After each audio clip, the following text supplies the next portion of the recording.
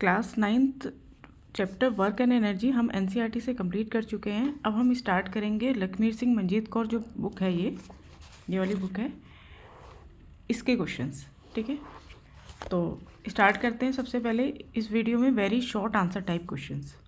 तो first question है, how much work is done when a body of mass m is raised to height h above the ground. तो एक body है जिसका मास m है, जब उसको हम ग्राउंड से h हाइट अबव लेके जाएंगे तो इसमें कितना वर्क डन होगा। तो जब एक बॉडी को आप ऊपर लेके जाओगे, हाइट पे लेके जाओगे, तो उसमें हाइट के कारण आ जाएगी पोटेंशियल एनर्जी।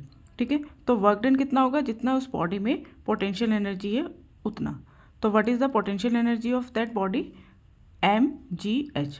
पोटेंशियल एनर्जी क्या होती है, mgh। तो इतना ही वर्क डन होगा। सेकेंड क्वेश्चन है, state the SI unit of work. Work की एसआई यूनिट होती है joule. Third question, is work a scalar और अ वेक्टर क्वांटिटी।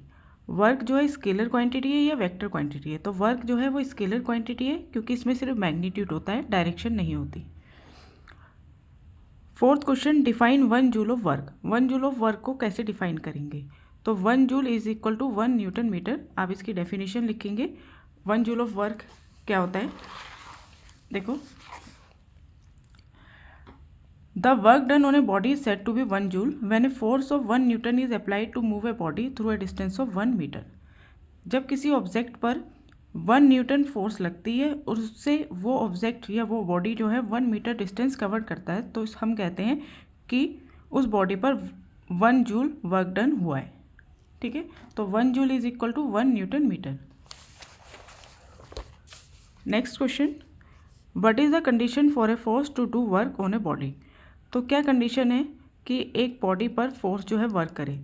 जब हम किसी बॉडी पर फोर्स लगाएं तो उस बॉडी में मोशन प्रोड्यूस होना चाहिए, ये कंडीशन है। The force should produce motion in a body. ठीक है। Sixth question, is energy a vector quantity. क्या एनर्जी वेक्टर क्वांटिटी है, नो, एनर्जी भी स्केलर क्वांटिटी है। Seventh question, what are the units of work and energy. Work और energy की units क्या हैं। वर्क और एनर्जी दोनों की यूनिट ही जूल होती है। ठीक है। Question 8, what is the work done against gravity when a body is moved horizontally along A frictionless surface. तो जब एक बॉडी को फ्रिक्शनलेस सरफेस पर मूव कराते हैं तो यहाँ पे वर्क डन क्या होता है, हमेशा जीरो होता है, क्योंकि जो अगेंस्ट ग्रेविटी, जब भी कोई बॉडी अगेंस्ट ग्रेविटी वर्क करती है तो उसमें डिस्प्लेसमेंट, वर्टिकल डिस्प्लेसमेंट होना चाहिए। लेकिन जब वो हॉरिजेंटली मूव कर रही है तो उसमें कोई वर्टिकल डिस्प्लेसमेंट नहीं हो रहा, तो इस केस में वर्क डन क्या होगा, हमेशा जीरो होगा। Question 9, by how much will the kinetic energy of a body increase if its speed is double. अगर हम किसी भी ऑब्जेक्ट की या किसी भी बॉडी की स्पीड को डबल कर दें तो उसकी काइनेटिक एनर्जी क्या हो जाएगी। देखो सिंपल, ये है question number 9। Normally kinetic energy क्या होती है, kinetic energy depend on 2 factor, half mv² यानी कि मास ऑफ द बॉडी और square of the speed of the body. ठीक है, अब v को हमने डबल कर दिया। जब v को डबल कर दोगे तो v क्या हो जाएगा, 2v हो जाएगा। तो हम यहाँ पे 2v का स्क्वायर करेंगे तो ये बन जाएगा, 2v का स्क्वायर करा तो ये बन गया 4v²। यहाँ 2 आ जाएगा, 2mv²। ठीक है, तो यहाँ पर काइनेटिक एनर्जी कितनी हो गई, पहले कितनी थी, हाफ mv² और अब हो गई 2mv²। तो कितने टाइम्स बढ़ गई है, 4 टाइम्स। ठीक है, इस तरह से आप ड्राइव करके भी दिखा सकते हैं या डायरेक्ट भी लिख सकते हैं। By how much will the kinetic energy of a body increase if its speed is double, it will become 4 times. ठीक है, right an expression for the kinetic energy of A body of mass m moving with A velocity v। तो kinetic energy क्या होती है, half mv², अभी मैंने लिखा था। If the speed of a body is half, अगर स्पीड जो है हाफ कर दी जाए, what will be the change in its kinetic energy. तो काइनेटिक एनर्जी में क्या चेंज आएगा, तो वो 1/4 हो जाएगी। ठीक है, लेकिन हम करके देख लेते हैं। देखो ओरिजिनली काइनेटिक एनर्जी क्या है, हाफ mv²। अब v को क्या कर दिया, हाफ कर दिया। v को हाफ कर दोगे तो v/2 हो जाएगा। ठीक है, 1/2 mv² अपॉन 2 2 जा 4। तो ये कितनी हो गई, mv²/4 2 जा 8। पहले कितनी mv²/2 थी और अब कितनी होगी mv²/8 हो गई। तो ये कितनी हो गई इसकी 1/4 हो गई। ठीक है, जितनी पहले थी उसकी 1/4 हो जाएगी अगर हम स्पीड को हाफ कर देंगे। और यहाँ पे पहले क्वेश्चन था कि अगर स्पीड को डबल कर देंगे तो कितनी हो गई थी, तो हो जाएगी 4 टाइम्स। तो ये वाला क्वेश्चन था ये 11th, if the speed of A body is half what will be the change in its kinetic energy. तो आप बताएंगे it's kinetic energy become 1/4। 12th question, on what factors does the kinetic energy of a body depend. Kinetic energy, एक body की kinetic energy किस पे depend करती है, उसकी मास पर और उसकी वेलोसिटी पर। Next question, question number 13th, which would have a greater effect on the kinetic energy of an object, doubling the mass and doubling the velocity। देखो काइनेटिक एनर्जी डिपेंड करती है मास और वेलोसिटी पर। अगर हम मास को डबल करेंगे तो काइनेटिक एनर्जी भी डबल हो जाएगी। Kinetic energy is directly proportional to the mass. ठीक है, और अगर हम वेलोसिटी की बात करें तो kinetic energy is directly proportional to the square of the velocity. ठीक है, square of the velocity of the object. तो किसका ज़्यादा इफेक्ट पड़ेगा, which would have a greater effect, तो किसका ज़्यादा इफेक्ट पड़ेगा, वेलोसिटी का ज़्यादा इफेक्ट पड़ेगा। क्योंकि अगर हम वेलोसिटी को डबल कर देते हैं, ठीक है, यहाँ पे देखा था अगर हमने वेलोसिटी को डबल कर दिया था तो काइनेटिक एनर्जी 4 टाइम्स हो गई थी। और अगर हम मास को डबल करते हैं, ठीक है, सपोज करो हमने मास को डबल कर दिया, हाफ डबल कर दिया तो 2m हो गया मास, वेलोसिटी सेम रही, 2 से 2 कट गया v। तो सिर्फ ये डबल करने पर काइनेटिक एनर्जी डबल हो गई।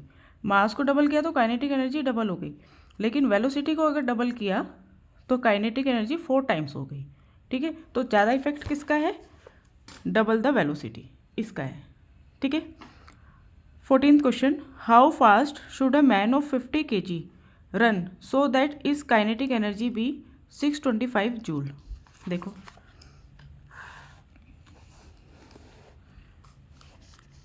ये है 14th क्वेश्चन। मास दे रखा है मैन का 50 kg, तो पूछा है कितनी फास्ट वो दौड़े ताकि उसकी काइनेटिक एनर्जी 625 जूल हो। काइनेटिक एनर्जी हमें गिवन है 625 जूल। ठीक है, तो काइनेटिक एनर्जी का फॉर्मूला लगा देते हैं। Kinetic energy is equal to half mv², उसकी वेलोसिटी हमें निकालनी है। Kinetic energy 625 is equal to half, mass है 50 kg इंटू 50 v²। यहाँ पे ये कट जाएगा, यहाँ पे आ जाएगा 25। ठीक है, 25 v² इज इक्वल टू 625 और v² इज इक्वल टू 625। ये 25 नीचे आ गया, 625 को 25 से डिवाइड करेंगे तो आ जाएगा 25। ठीक है, 25 इंटू 25 625 होता है। अब 25 v² इज इक्वल टू 25, तो v इज इक्वल टू √25, तो क्या आ गया 5 मीटर पर सेकेंड। इतनी वेलोसिटी या स्पीड के साथ वो दौड़ेगा। Next question, state whether the following object possess kinetic energy, potential energy और बोथ। तो हमें बताना है कि इन केसेस में एक ऑब्जेक्ट में काइनेटिक एनर्जी है या पोटेंशियल एनर्जी है या फिर दोनों है। तो फर्स्ट है अ मैन क्लाइंबिंग अ हिल। जब मैन क्लाइंब कर रहा है तो वो ऊपर जा रहा है तो उसमें पोटेंशियल एनर्जी भी होगी, और वो मोशन में भी है तो उसमें काइनेटिक एनर्जी भी होगी, तो दोनों कहेंगे। अ फ्लाइंग एरोप्लेन, तो वो मोशन भी कर रहा है और हाइट पर भी है। ठीक है, तो उसमें भी बोथ दोनों होंगी। A bird running on the ground, जो ग्राउंड पर रनिंग कर रहा है तो वो हाइट पर नहीं है ना, ग्राउंड पर है, और तो उस पर होगी काइनेटिक एनर्जी, और क्योंकि वो रनिंग कर रहा है तो वो मोशन में है तो इसलिए उसमें होगी सिर्फ kinetic energy. A ceiling fan in the of position, of position पे है तो उसमें क्या होगी पोटेंशियल एनर्जी। ठीक है, a stretch spring lying on the ground, एक स्ट्रेच स्प्रिंग जो ग्राउंड पे पड़ा है उसमें क्या होगी, उसकी सिर्फ शेप चेंज है ना, ठीक है, लेकिन उसमें मोशन नहीं है तो उसमें होगी सिर्फ potential energy. Next question 16th question है, two bodies A and B of equal masses are kept at height of h and 2h respectively. What will be the ratio of their potential energy? दो body हैं, उनका mass same है और उनकी height है, एक की h है एक की 2h है, तो हमें उनकी पोटेंशियल एनर्जी का रेशो बताना है। देखो पोटेंशियल एनर्जी ये है क्वेश्चन नंबर 16। तो फर्स्ट बॉडी यहाँ पे V1 ले लेते हैं, ratio second body. First body का मास, दोनों का मास इक्वल है तो दोनों के मास को हमने m ले लिया। m के बाद पोटेंशियल एनर्जी क्या होती है, m इंटू जी इंटू एच, ये होती है ना। तो फर्स्ट वाले की पोटेंशियल एनर्जी निकाल रहे हैं, दोनों का मास सेम है तो दोनों के मास को हमने mm लिख दिया, ठीक है। जी दोनों के लिए सेम होगा, ठीक है। जी एक्सेलरेशन ड्यू टू ग्रेविटी। फिर हाइट, फर्स्ट वाले की हाइट है h और दूसरे वाले की हाइट है 2h। अब इन दोनों का हमें रेशो निकालना है, ठीक है। इस वाले m से ये वाला m कैंसिल, g से g कैंसिल, h से ये वाला h कैंसिल, यहाँ बचा 1 और यहाँ बचा 2, तो दोनों की पोटेंशियल एनर्जी का रेशो क्या हो गया, 1:2। Next question, What is the kinetic energy of a body of mass 1 kg moving with a speed of 2 meter per second? 2 metre per second. 17th question यहाँ पे कर लेते हैं। तो kinetic energy is equal to half mv², half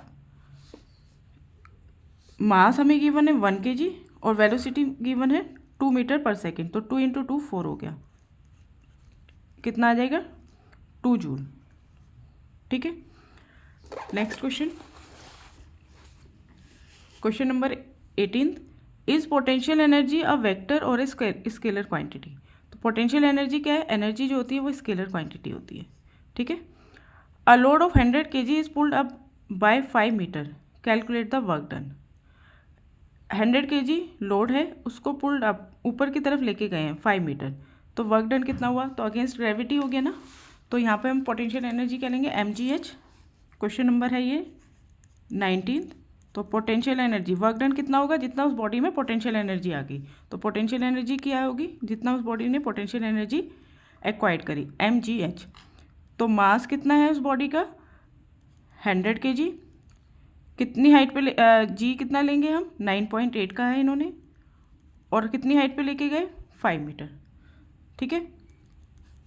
in दोनों की multiply करेंगे तो ये बन जाएगा 980 मल्टीप्लाई 5, 0, 8 5 जब 40, कैरी 4, 9 5 जब 45, 45 और 4 4900 जूल, इतनी काइनेटिक एनर्जी, यानी कि इतना वर्क डन हुआ।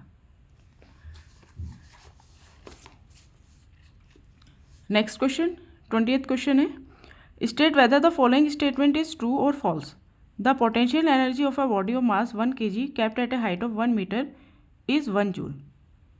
पोटेंशियल एनर्जी जिसका मास है 1 kg, उसको 1 मीटर हाइट पर रखा है, तो उसकी पोटेंशियल एनर्जी 1 जूल होगी। तो पोटेंशियल एनर्जी इज mgh, ठीक है। मास कितना गिवन है हमें, क्वेश्चन है ये 20th है। मास है 1 kg, जी की वैल्यू हम 10 भी ले सकते हैं या 9.8 भी ले सकते हैं, तो हमने 9.8 ले ली, और हाइट कितनी हाइट पे लेके गए 1 मीटर, ठीक है। तो इन तीनों की मल्टीप्लाई करेंगे तो हमारे पास 9.8 जूल बनेगा, ठीक है, यानी कि ये फॉल्स है। और इन्होंने हमें कितना गिवन है, पोटेंशियल एनर्जी कितनी दी है 1 जूल, तो ये क्या होगा, फॉल्स होगा।